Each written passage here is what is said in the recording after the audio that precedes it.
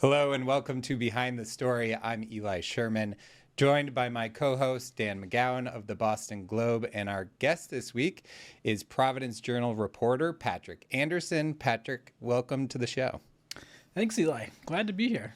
So we asked you on this week because it's back to school. It's a very timely, it's the time of year where kids are thinking about that and parents are thinking about that. You had a great story this week for Political Scene, which is a column that you and a team of reporters do each week in the newspaper, examining Governor Dan McKees' education policies. Everybody should go check it out, pick up the newspaper, check it out online. It is very in-depth, comprehensive. But for our sake, I think I want you to get into explaining what exactly it is that you looked at by exactly how you did it in the piece, which is explaining what trashketball is. Well, I've obviously covered the governor for a while, since he's been in office and since before when he was lieutenant governor. And I know how important out-of-school learning is to him. It's the one thing he always talks about in every debate. He'll tell his opponent that he knows about education and what he's done in Cumberland. And it's one of the things that he's made a big point of putting money towards, of spending political capital on to do this out-of-school learning program. But I honestly did not know exactly what these programs were. When he refers to Learn 365 or community learning centers, it sounded like jargon that just kind of went past everyone. So right, these are the buzzwords that he uses to describe or explain and name his educational policies. Exactly. Those are his names for his programs. And so I wanted to actually try to learn what they were. Can you see it? Can you watch what it is? Can you talk to the people who are doing whatever this thing was? So I could understand it when the campaign begins and the next round of debate about policy begins. And that's what took me to Woonsocket. I called around and asked, both on the state level and specific communities who would let me come and look at one of those. And this brought you to trashketball. And that brought me, into a classroom, into a summer program, a summer camp program, where they had inserted, with money from Learn 365, teaching, and then they played a game called trashketball, where you answer, if you're a student there, you answer a math problem, and that earns you a chance to shoot a basket into the trash can. And so that was a way to kind of make real what this abstract program was, and actually see what it was if you had a student that was participating in this, what they would be doing. And that was illuminating for me to see what it was and get to understand it better. And Patrick, the sense here, so people who are listening to this or watching us, and they don't just think that this is an effort to pick up trash and throw it away. The concept, right, is that and they do this during school vacations, like February and spring vacation. Of we'll do a little bit of learning, a little bit of play, go back to learning. It's sort of rewarding and trying to make fun the hard parts of school, right? Math, reading, those kind of things. Do you get the sense that there is a formal way of measuring any of this, or is it simply like whatever we do works, because in theory kids are learning no matter whether it's trashketball or any other game that they're playing? I think some individual groups and nonprofits and school systems are working on different ways to measure this stuff, but it's not standardized. It's not uniform across anything. So it's probably going to be difficult to compare. I know the Annenberg Institute, which has done a lot of work on this and which I reached out to for the story. This is at Brown University. Yeah, at Brown University Institute is doing some of that work and does some academic stuff. But since it is in the summer and it is not in regular school, there isn't a standardized test that goes across all of this stuff.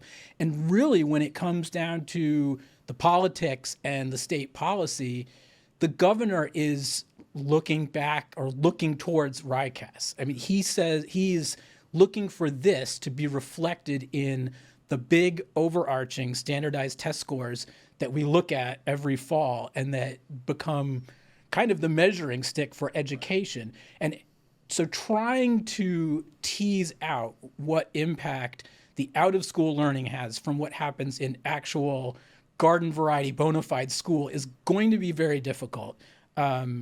And I don't know whether we're ever going to be able to do that. And just because we're going to get into the standardized testing in a minute, but going back for the governor's history, of course, he was the Cumberland mayor. He did some version of this in Cumberland, and he talks about that, as you mentioned, every time he brings up education. He sees himself as the education governor. He says this works. As you mentioned, the research is maybe out on that, people trying to suss it out. But I want to talk about the State House a little bit because and municipal government for that, because it doesn't have total buy-in across all cities in town. You found the one, Johnston, that didn't have it. And then also with the lawmakers at the State House, he tried to get more funding this past legislative session, and that was cut and then replenished a little bit. So what kind of buy-in are you seeing from other elected officials into the governor's vision as he tries to push this forward? There isn't a ton in the General Assembly. I wouldn't say there's none. It's mixed. It's modest. He's had to really twist some arms to get money for Learn 365 out of the General Assembly, and part of that possibly plays into the governor's race in that the speaker potentially could be an opponent. This is how Speaker Joe Shekarchi is considering potentially getting into a 2026 gubernatorial run. Yes.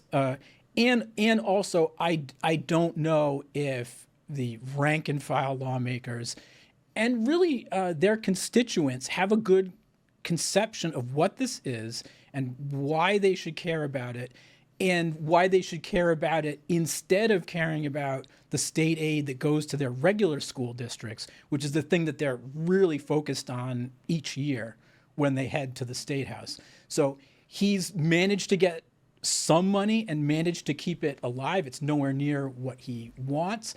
And then there's an ongoing question of, is it money at a scale that, even if this is a good idea, can actually do something, or it's just, a drop in the bucket? I think this is one of the reasons why I loved your story so much, because I think whether you cover education, whether you're a lawmaker, whether you're a policy advocate, everybody has been trying to really understand what exactly the governor was talking about for the last couple of years.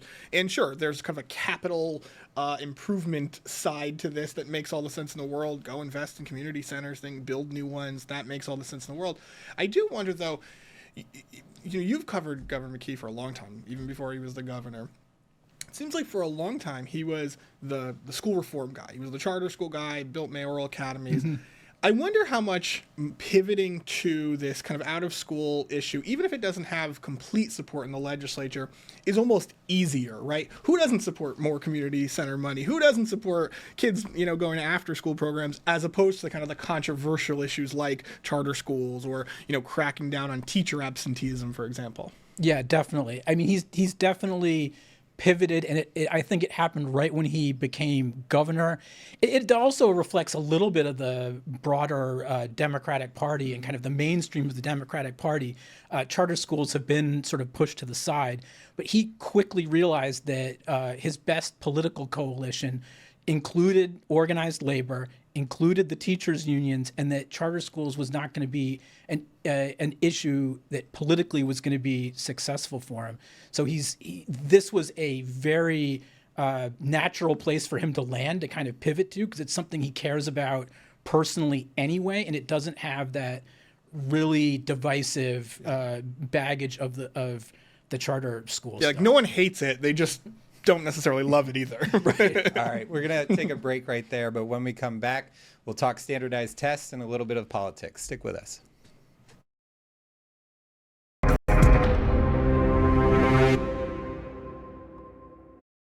Welcome back to Behind the Story. I'm Eli Sherman, joined by my co-host Dan McGowan of the Boston Globe. Our guest this week is Patrick Anderson of the Providence Journal. Patrick, we were talking about the Governor Dan McKees' education policies before the break, and one of the things that he said in your piece was the real measure of whether or not these policies is going to work is whether or not we can close the gap of standardized test scores between Rhode Island and Massachusetts. So I have a full screen real quick. This is the 2024 numbers. This is the statewide test scores for students who either met or exceeded expectations. The top two is Rhode Island, so that's Rhode Island standardized test. It's called RICAS. Math, 30% of students met or exceeded expectations. English language arts, it was 31 compared to in Massachusetts, that's the MCAS scores, 41% and 39%. So that's about a 10 percentage point gap that Rhode Island is facing. The governor would like to see that closed by 2030. Dan, you've covered education for a long time in Rhode Island, including test scores. How realistic is that goal? Well, it's not entirely dependent on how Rhode Island does, right? If Massachusetts has had kind of this trend of going in the wrong direction on education on test scores for a couple of years in a row now. Right, we saw the gap close actually last year because not that we did better, it was just in part because Massachusetts has struggled a little bit more. So I think there's a little bit of that. If we're to expect Massachusetts to stay flat at those numbers that you just saw on the screen, well, maybe Rhode Island can catch up. Remember, Rhode Island's had almost 2 consecutive rock bottom moments when it comes to test scores. So first you switched the test, right? You go from NECAP to PARC and now to the RICAS, which is essentially the same test as the MCAS. First year you take that test, you hit a really low number. Students didn't know what to expect. It was difficult, and boom, you get a bad number. Then you get the pandemic, right? And so numbers again kind of fall off. That's where I say 2 rock bottom numbers. You would expect natural growth, just like we saw for years and years and years in the NECAP scores before we switched tests. Gradually, numbers will go up. You see this in SAT scores. Naturally, they start to grow up a little bit. Do I think Rhode Island could get to 38, 39, 40% proficiency in these things? Maybe. I think that's true. I think, hoping that Massachusetts is going to stay there when they're investing a lot, it's still more affluent place, all those kind of things. I think that's where it becomes very difficult to believe that Rhode Island and Massachusetts are going to be on par with one another. Got it. And Patrick, in your piece, the governor expressed real optimism, I would say, that the October numbers, when they come out this year for 2025, are going to be moving in the positive direction. Did you get a sense from him why he seemed so confident, or is that sort of more the political bluster that you expect from I don't know. It's one of our favorite Rhode Island controversies and conspiracy theories. What does the governor know about the RICAS And when does he know it? When does he know it? We do this every 4 years. When the test is about to come out in the early fall, and then it doesn't come out, we wonder, what does that mean? I don't know what he knows, and he was very cryptic on when they will release it. They always they have the raw numbers well before a Democratic primary and definitely before a general election. But the Department of Education always does some kind of massaging of the numbers or processing of numbers. Dan would know better what they actually do. But there's always a reason why the numbers are not ready until usually October, but not always. And he was very cryptic on when they will be out this year, and definitely when they will be out in 2026, when the campaign will be ongoing. And I wonder, Dan, is that as simple as, even if the numbers do move in the right direction, it's just it's usually, as you know, not huge gains and not something that you necessarily want to put your hat on if you're an incumbent. And do you see that at play with these numbers? Look, this goes back for years and years and years. It's not just Governor McKee. Gina Raimondo did this when she was running for re-election too. Yeah, is there some level of massaging? It's like, I was thinking about, as you were just using your analogy, when you get an email from someone and it's a gift certificate, you're very quick to open it. When it's a bill, you might skip over it a little bit, right? And I think it's similarly, even if the scores were to go, if you were to get a 10% gain, great story for the governor. Patrick Anderson would still be calling, Dan McKee and saying, well, half the students still aren't reading proficiently, and you'd still get a little bit of the skepticism of it's not that good, right? And he knows that, so I think there is an element of that. I will say, as much as I've loved to talk about education forever, Patrick, you're a political reporter, and so you got to give us the handicapping of the governor's race to some degree. I mean, where do you think things stand right now? Well, I think one of the interesting dynamics right now is the Helena Folks camp has been pretty quiet over the summer, and you wonder whether she is now interested in having the governor in the race, because we still don't know whether the speaker is going to jump in. And just to remind folks, Helena Folks is the ex-CVS executive who lost narrowly to Dan McKee in the 2022 primary election. I think she lost by less than 3 points. Yeah, so we're expecting a rematch, but then there's the wild card of, will there be a third very prominent Democrat in the primary, which would change the dynamics entirely. And you can definitely see a case that folks would not want Joe Shekarchi in the race, that she's in a much better position to take on McKee head to head. So as McKee has continued to have rocky news cycles for his campaign, the last one being that he is split with his campaign manager of only a couple months over irreconcilable campaign differences. It's a nice way to put it. That she is not unhappy with that situation of him being the only one that she's facing right now, and does not want Shekarchi in the race. Yeah, and we're still a year out from the primary election, but you better believe that right now is about the time when we really see campaigns heating up. So people should definitely go check out Patrick's reporting on education. They should definitely follow him on all that he does for politics, because he does such a great job, as does his colleagues at the Providence Journal. Patrick, thank you so much for joining us today. Thanks, Eli. Great job. When we come back, Dan and I will discuss the stories we wish we wrote. Stick with us.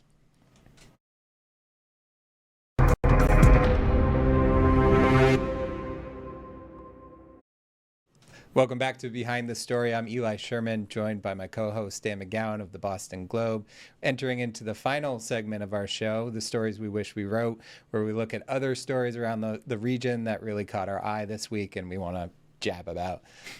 Dan, why don't you start? What did you see? Yeah, I don't know about you, but when I was a kid, as a young not even as a young journalist, as just a little kid in my local paper, the first thing I turned to wasn't sports, which you would think it would be. It was the police log to see whose dad got locked up last joys week. Of the police log. Right? Yep. And this has been sort of a continued tradition in a lot of mostly local newspapers, usually the weeklies and things like that. Interestingly, our friend Joy Fox, the publisher of the Warwick Beacon, relatively new publisher of the Warwick Beacon, took over from John Howe, of course, who was the first guest. Show. Right? Yeah. Yep. And so she has I guess a note, but it's almost an editorial in some ways in the Beacon. It's a note to the reader. Note to the reader, yeah. Where they explain that after long tradition of publishing, Eli Sherman was arrested today for some type of issue. Hey, let's not send people to the internet looking for that. That's right. They are going to continue to include the interesting and often fun and kind of funny tales, but not include the names of those who have been arrested. And, there's a part of me that says, boy, just the voyeur in me loved that, and I think she's going to get some pushback for removing it. But the idea behind it is relatively sound, right? We've always just relied on what the police log said. Very rarely is the person named getting a call. Very rarely, especially if we're talking about a relatively minor incident, very rarely is there any follow-up, whether the case was cleared or anything like that. And so they're no longer going to do that. But I think Joy Fox should be prepared for a lot of readers in Warwick and Johnston and Cranston to be a little bit upset that they're not seeing their neighbors in trouble. Yeah, it's one of the things I think people think at news organizations that we don't debate these things constantly. I can't remember one thing that was debated more throughout my career is when do you disclose the name of somebody who's been apprehended? And Joy goes through some of these reasons, one of them being there isn't a lot of follow-up. You know, there is a protocol in most places that if you can show that you were exonerated or the charges were dropped, that then you will be removed. But in the day and the age of the internet, things are there forever, and your name can be searchable, which can affect your ability to get a job, affect your ability to not, you know, everyone Googles everyone's name. And if that's the thing that pops up about you, it can make life tough.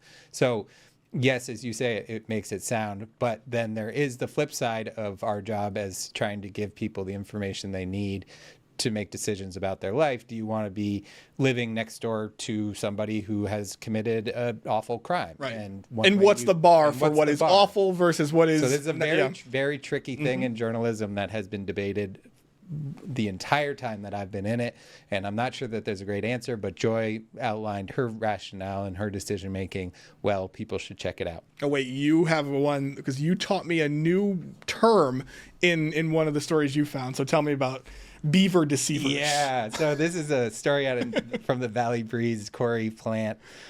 North Smithfield weighs humane fixes as beaver caused flooding persists.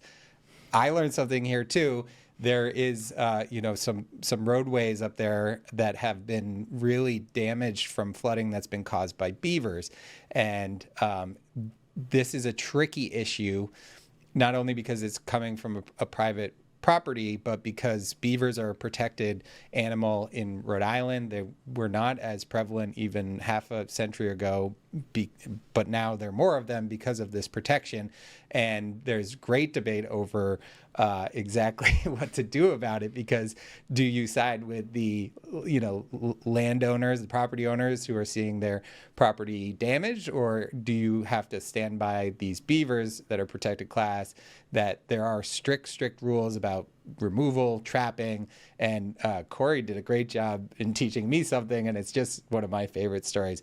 We have about 20 seconds left. Do you want to run through one more real quick? Yeah, very quickly. My colleague Steph Machado at the Globe has a great story about how Rhode, the Rhode Island Department of Education, is kind of implementing some guidance around artificial intelligence in schools. I think that's going to be a major issue for a long time to come. Major talker, and it's something districts haven't caught up on, but is quite obviously here. All right, that's all the time that we have this week, folks. Thank you so much for joining us. Full episodes of this can be found on our website, WPRI.com. They can also be found on YouTube. You can now download this as well as a podcast, so go find it wherever you get your podcasts.